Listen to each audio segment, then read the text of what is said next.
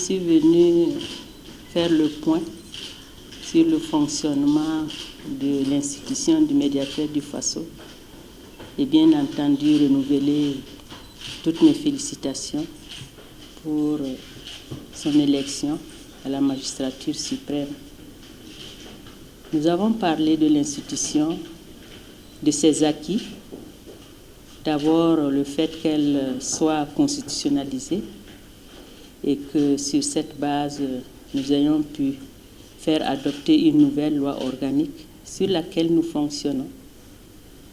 Nous avons parlé du rôle du médiateur au niveau du pays, dans le monde, parce que c'est une structure de la démocratie qu'on peut retrouver dans plus de 90 pays dans le monde. Et nous avons parlé aussi de ce que nous avons pu avoir comme acquis, surtout au niveau des régions, parce que nous avons renouvelé la base, à savoir le recrutement de 13 délégués. Et pour une première fois, on peut compter quelques femmes dedans. Et nous avons aussi insisté sur l'importance de renforcer ces délégations, parce que la plupart des dossiers de réclamation viennent de ces régions. Donc, le président a été très attentif et nous avons aussi fait le point de notre contribution suite à l'interpellation du président du Faso pour nous voir accompagner le pays dans la recherche de la cohésion et le renforcement de la paix. Vous savez, nous avons rencontré les différents acteurs avec les médiateurs de l'espace UEMOA. Nous avons fait le rapport général que nous avons remis à chaque acteur rencontré et par la suite, ce rapport a servi à faire, je dirais, une rencontre dans les différentes régions pour restituer les conclusions de ces différentes rencontres. Nous avons aussi parlé, bien entendu, de nos problèmes financiers, parce que de plus en plus, les médiateurs du Faso rencontrent ces problèmes parce que ce que nous prévoyons, généralement, ce n'est pas ce que nous obtenons pour faire fonctionner la maison. Et lorsqu'il y a des coupures, bien sûr, ça joue sur nos activités, ça joue sur la mise en œuvre de nos activités et nous avons parlé de tout cela. Tout en comprenant, bien entendu, la situation actuelle où il faut redoubler d'efforts pour mobiliser des ressources afin que le budget même de l'État soit réellement étoffé. Donc, c'est autour de toutes ces questions que nous avons échangé et nous avons montré que ce travail que nous avons fait pour accompagner aussi notre peuple dans la recherche de la paix et la cohésion nous a fait voir les attentes des citoyens quant à un élargissement possible des compétences du médiateur. Parce que jusque-là, la loi organique nous permet d'accompagner le citoyen dans ses rapports avec l'administration, de contribuer bien entendu à la recherche de la paix, mais dans un domaine où c'est la société civile qui nous interpelle, qui demande notre intervention lorsqu'il y a un conflit entre l'État et par exemple les forces sociales. Mais en dehors de cela, pour ce qui concerne les questions politiques, cela ne relève pas de notre domaine et l'expérience montre qu'un élargissement serait intéressant pour nous permettre aussi d'apporter à un niveau précis notre contribution lorsqu'il y a des problèmes de ce genre qui se posent. Donc c'est cet ensemble de questions que nous avons échangé avec Son Excellence Monsieur le Président.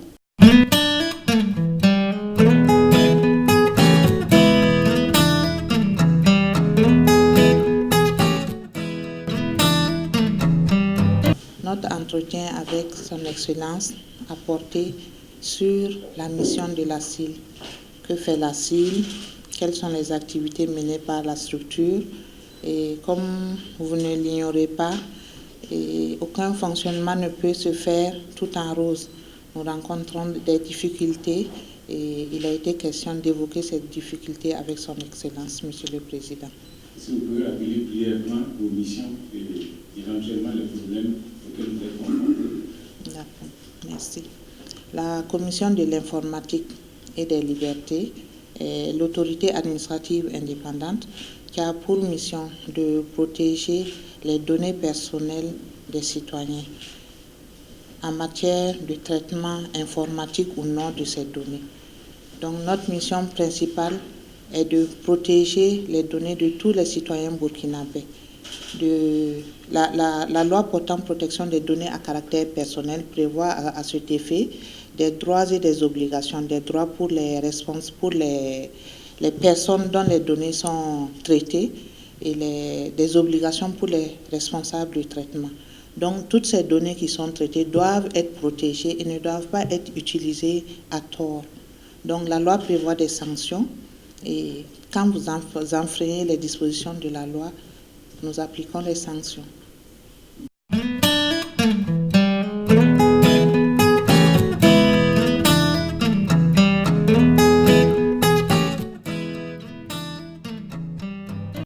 De retour de Cotonou, le président Roch-Marc Christian Kaboré a reçu ce lundi matin le président de l'autorité supérieure de contrôle d'État qui, à sa sortie, a constaté une volonté réelle du chef de l'État à combattre la corruption. Le chef de l'État a par ailleurs demandé un audit de la gestion de la transition qui, pour lui, est un bon signe annonciateur de l'installation de la culture de la redevabilité. Celui qui gère de l'argent public doit s'attendre à en rendre compte.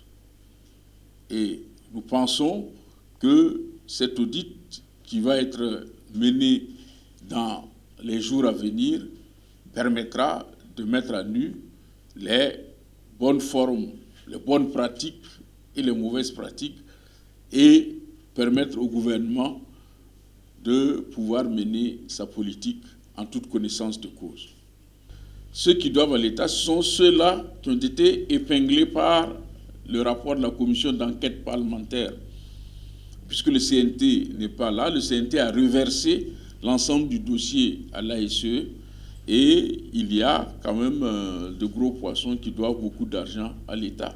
Soit parce que sur le plan fiscal, ils n'ont pas respecté leurs obligations fiscales, soit qu'il y a eu diverses fraudes qui doivent être redressées.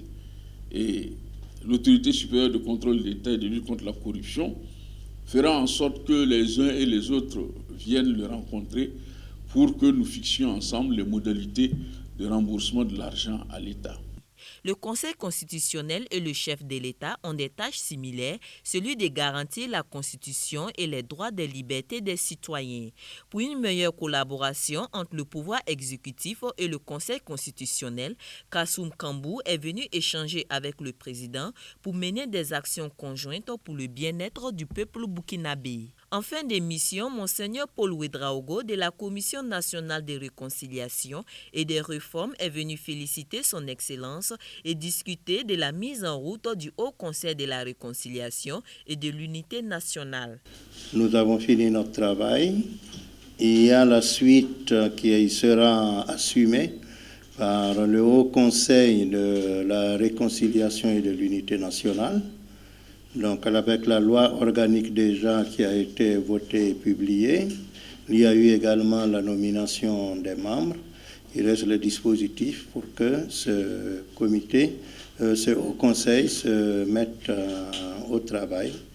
Et la deuxième structure, c'est le secrétariat technique donc chargé du suivi de la mise en application des réformes.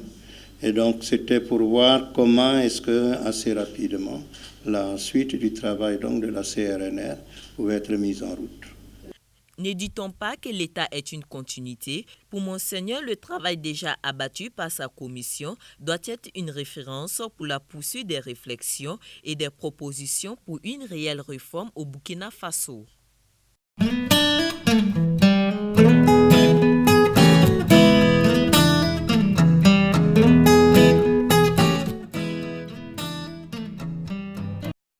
Ce sont au total 5 personnalités qui ont été reçues dans la matinée du 11 décembre 2016 par le chef de l'État et à ses côtés son Premier ministre Paul Kabatieba.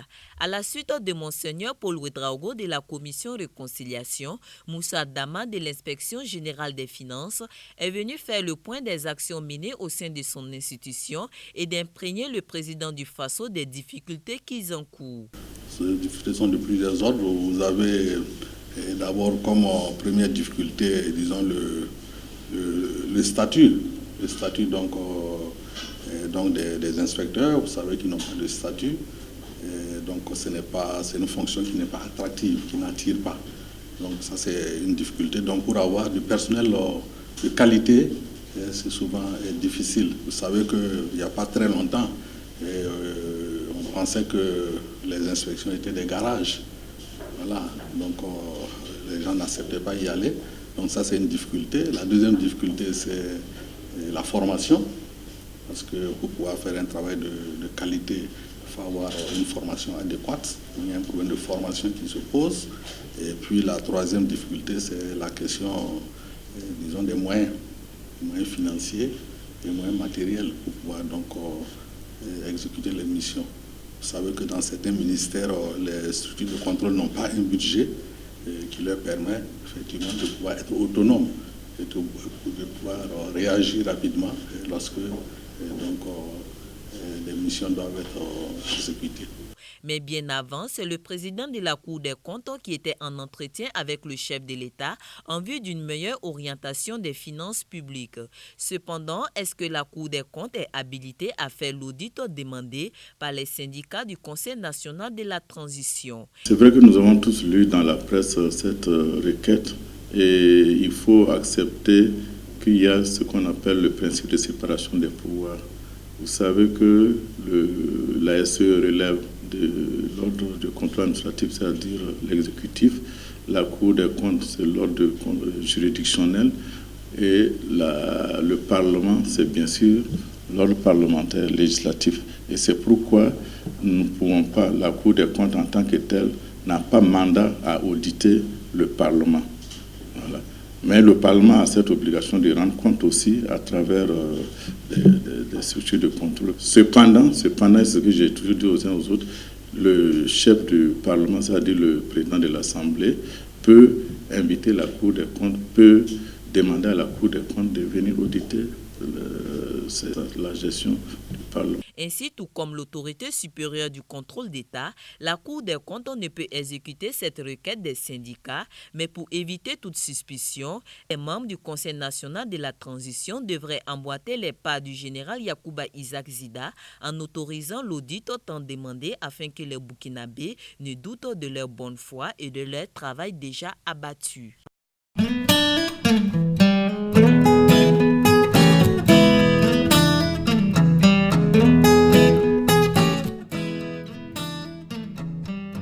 Accompagner le peuple burkinabé à développer l'agriculture, l'éducation et l'énergie, voici le message de l'ambassadeur de la République d'Inde au président du Faso. Le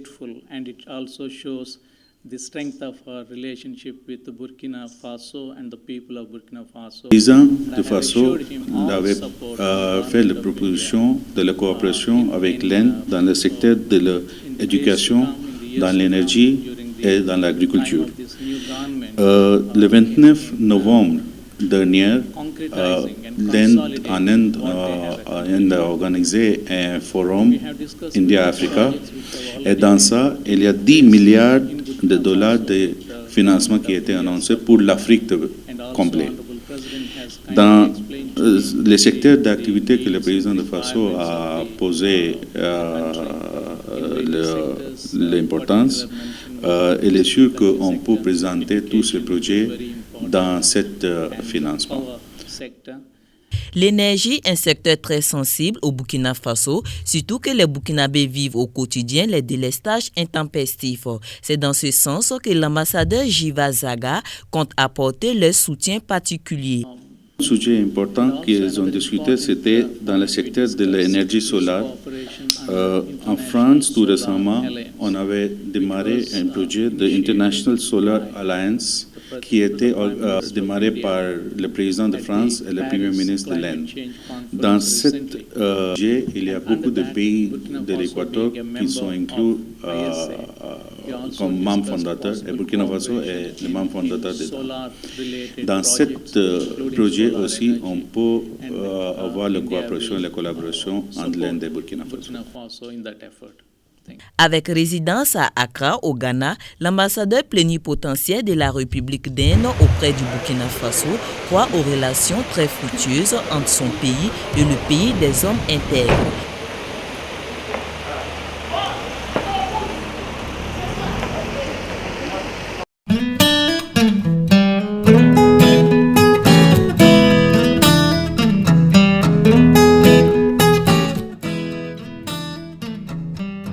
Le tout premier gouvernement Paul Kabatieba est connu depuis ce matin. C'est une équipe de 29 ministres dont 7 femmes qui ont la lourde responsabilité de mettre en œuvre le programme pour lequel le peuple burkinabé a donné sa confiance à son Excellence Rochma Christian Kaboré. Tous étaient présents à la rencontre de prise de contact. Notons que dans ce gouvernement, le président du Faso s'adjuge lui-même le portefeuille de la défense et des anciens combattants, tandis que le numéro 3 du MPP, M. Simon Compaoré, prend les commandes de l'administration territoriale et de la sécurité intérieure. 2 transfuges du gouvernement de la transition rebellotent dans cette équipe. Ce sont René Bagoro, qui est nommé au ministère de la Justice, des Droits humains et de la Promotion civile, garde des Sceaux, et le professeur Filiga Michel Sawadgo, qui conserve l'enseignement supérieur de la recherche et de l'innovation. En plus des 4 secrétaires d'État qui sont une particularité de ce gouvernement, des portefeuilles ont été attribués aux alliés qui composent la majorité présidentielle. On trouve M. Batio Bassiré de l'UNIR PS au ministère de l'Environnement et Tahirou Bari du Parti pour la Renaissance nationale à la tête du ministère de la Culture. Enfin, 2 ministres issus du monde de la communication ont également été retenus dans cet exécutif. Ce sont Alpha Bari qui aura en charge la diplomatie burkinabé et Rémi Fulgence Danguinou au ministère de la Communication et des Relations avec le Parlement.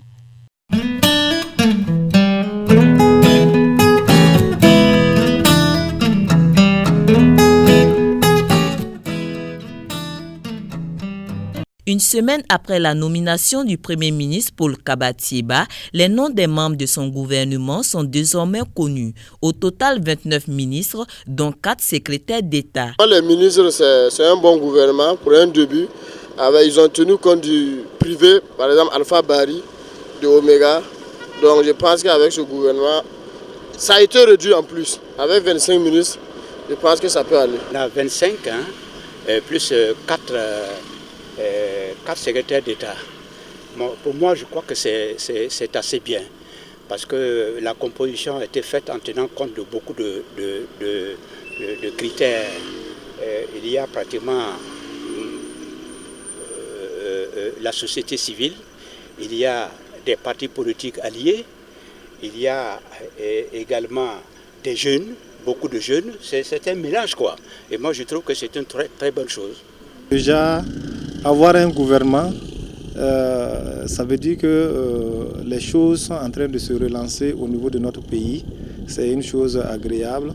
Et dans la composition, j'apprécie parce que tout ce qu'on a réclamé au président du Faso est en train de se mettre en place.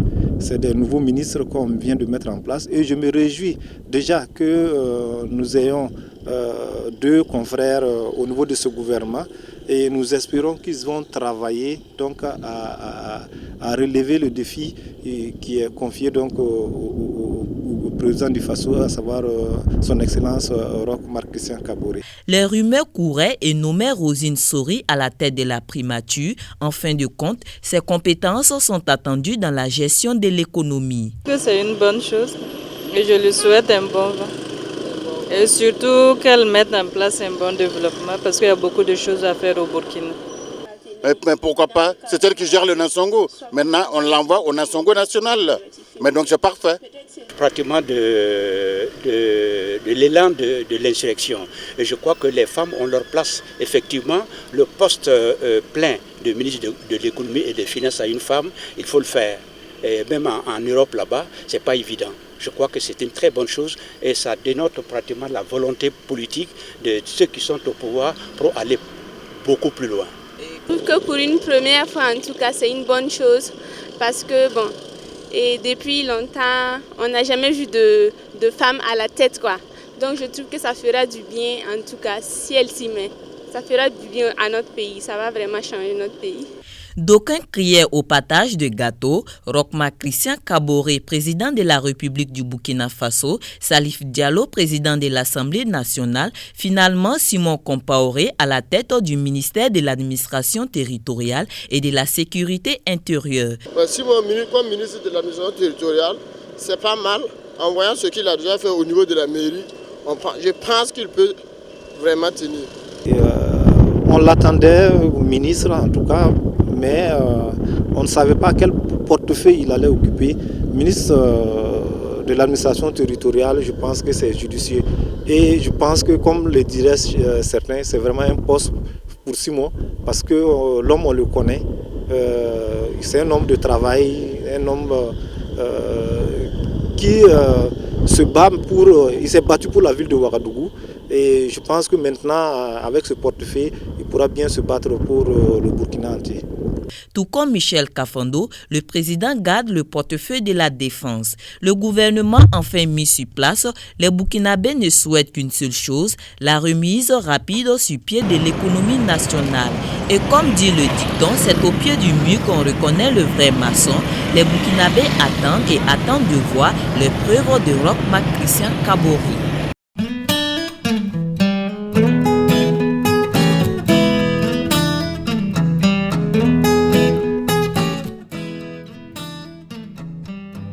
Les partis ayant obtenu plus de sièges à l'Assemblée nationale seraient les partis qui auraient le plus corrompu leur population lors des élections couplées présidentielles et législatives. Sur les 241 cas de corruption observés par le réseau national de lutte anticorruption, le parti au pouvoir, le MPP, bat le record avec 121, suivi de l'UPC 33 et du CDP 24. Le FFS et le PDC occuperaient respectivement les 4e et 5e positions. On peut affirmer selon nos constats que l'argent reste le moyen le plus important pour remporter les élections au Burkina Faso.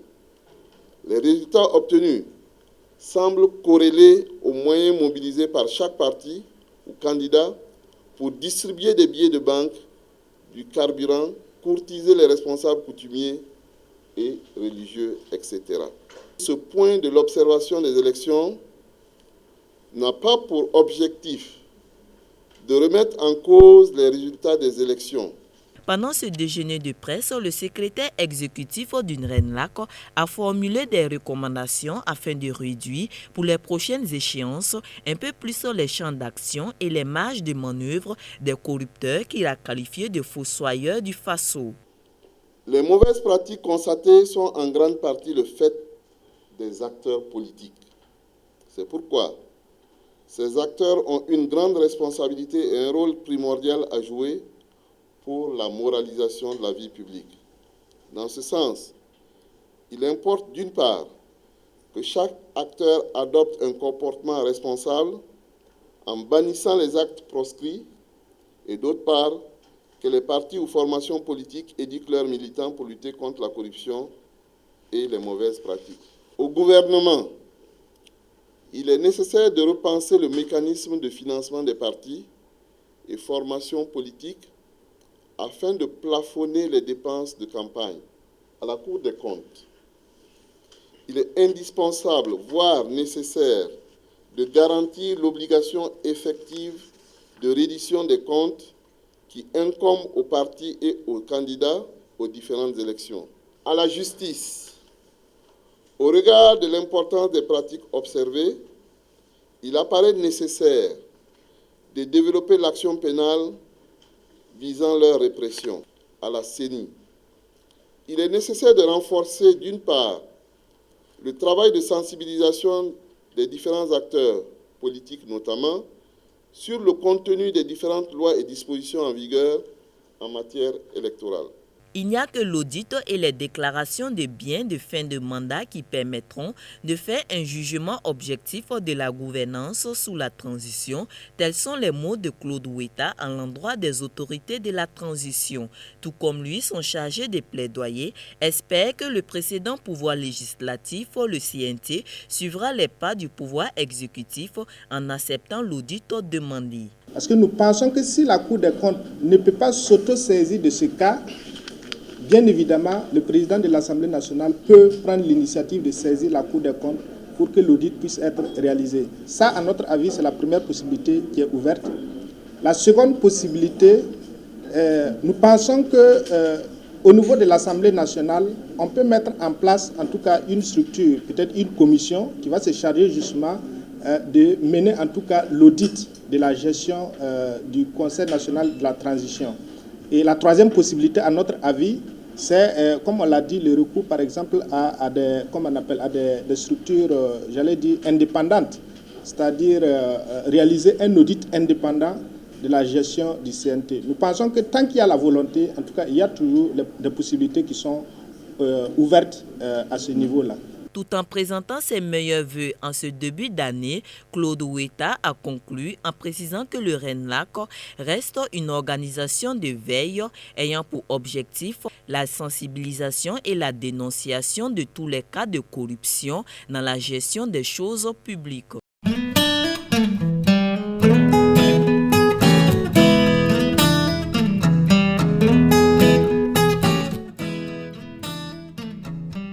Comment réussiront-ils s'il n'y a personne qui leur montre la voie?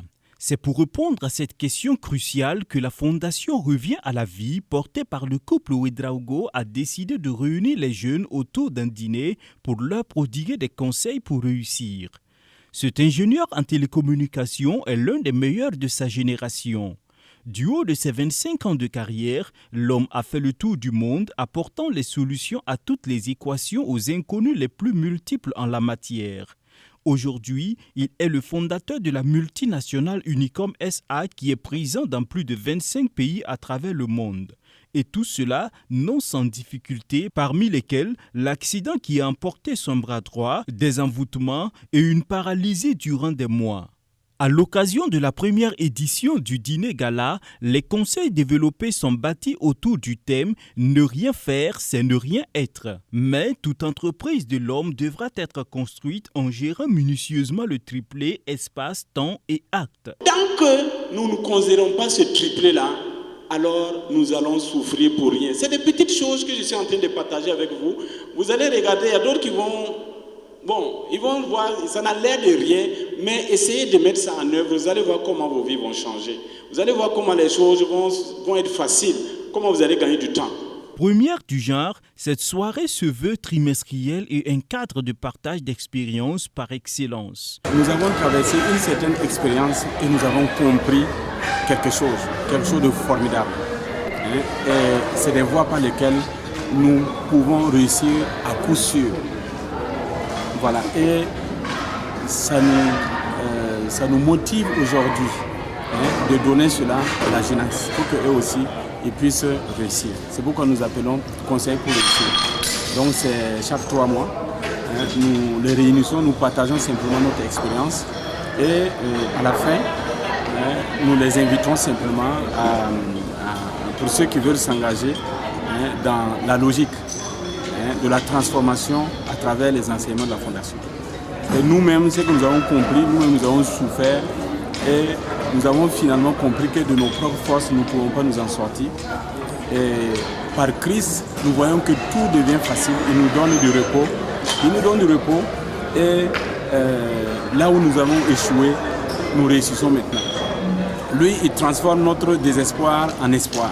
Et il transforme tout ce qui est impossible en possible. Depuis que nous avons compris cela, nous avons saisi cela, nous avons expérimenté cela et nous avons vu que ça marche. Maintenant, nous voulons partager. Nous voulons permettre à beaucoup de s'approprier donc de cette solution pour réussir. Revient à la vie, du nom de cette fondation, est ouverte à toute personne voulant faire l'expérience de la vie abondante que donne le Seigneur Jésus. La base, il faut se dire, c'est la parole de Dieu. La base, c'est la parole de Dieu. Mais avant tout, nous travaillons autour de lui à amener l'homme à connaître ses identités réelles. Parce que si nous ne savons pas qui nous sommes, si nous ne savons pas qui nous conduit, nous ne pouvons pas savoir ce que nous faisons. Et si nous ne savons pas ce que nous faisons, nous ne pouvons pas savoir ce qui nous arrive. Donc on perd le contrôle total de notre vie. Donc c'est de travail d'abord à ce que la personne se connaisse véritablement, ce que la personne connaisse qui il est dans tous les détails. Une fois qu'il connaît qui il est, en même temps, il connaît ses faiblesses, il connaît ses capacités et il connaît comment contrôler sa vie et prendre le parfait contrôle de sa vie et de pouvoir dominer toute situation et réussir. Dans tous les cas, tous ceux qui sont venus, en 2 mois déjà même, en 2 mois, ils témoignent. Ils commencent à témoigner comment leur vie a changé. Donc nous voulons travailler à changer d'abord le caractère. Parce que si le caractère n'est pas changé, comme vous avez vu tout à l'heure, E égale à MC carré. L'efficacité égale au moyen multiplié par le comportement au carré. Le comportement, c'est l'attitude. Et notre attitude détermine notre altitude. Et l'attitude, c'est la première chose sur laquelle nous travaillons.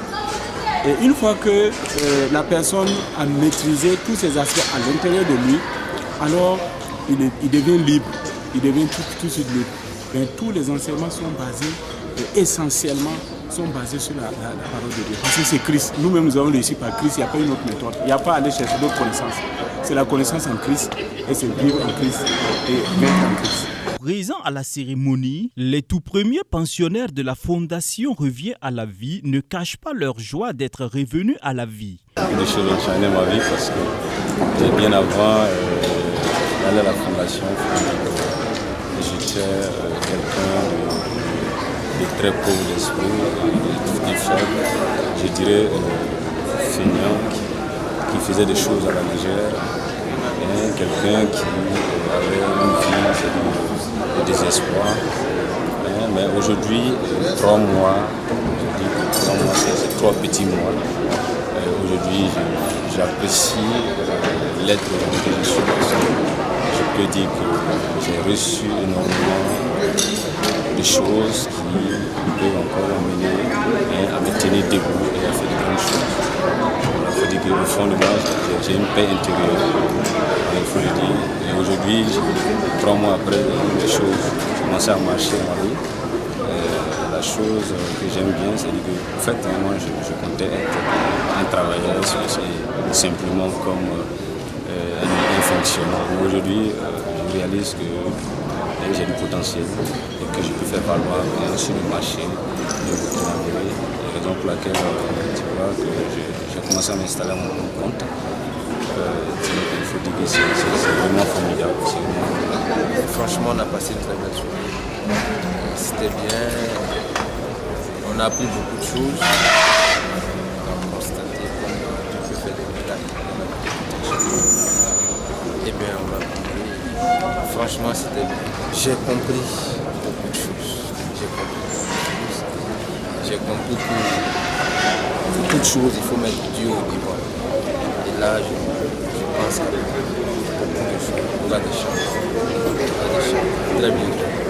Comme lui, tous les participants à ce dîner ont compris qu'aucune chose ne peut être précieuse si elle n'est faite au temps et au lieu convenable et que notre position dans le repère espace-temps acte est ce qui détermine notre niveau de réussite à chaque moment de notre vie.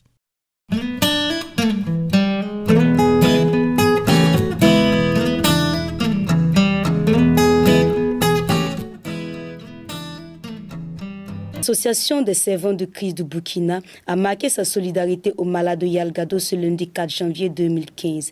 Réunies dans l'enceinte de l'église de l'hôpital, elles se sont mobilisées et faisant un travail à la chaîne, elles ont confectionné des kits composés de sucre, de sucreries, de savon, d'orange et bien d'autres. Un acte qui leur permet d'apporter le soutien aux malades à l'image du bon samaritain. L'objectif recherché, c'est partager avec ces malades. C'est vrai que ces malades passent par des moments difficiles et je pense que la présence de l'Église à leur côté, la présence de l'association des servantes à leur côté leur ferait du bien. Ce sera un réconfort pour les malades de voir qu'il y a des hommes, il y a des femmes qui ont pensé à eux pour venir leur rendre visite. Les femmes ont visité toutes les sections de l'hôpital et quittent en mai à la rencontre des malades afin de leur apporter du réconfort. Nous rendons grâce au Seigneur parce que chaque année, nous partageons avec les malades quelques dons comme savon, boissons, sucre, orange, etc.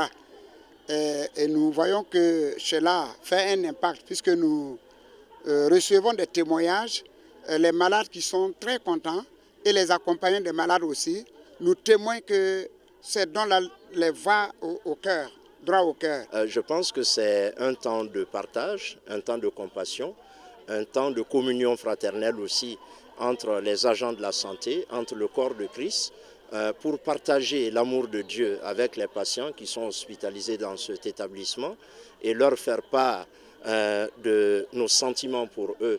Nous pensons à eux, surtout en ces temps de fête. Les gens se bougent à l'intérieur de la ville, de la cité. Eux, ils sont couchés à l'hôpital. Ce temps de partage les réconforte assurément. Les malades reçoivent les kits et montrent leur reconnaissance à l'Association des servants du Christ du Burkina.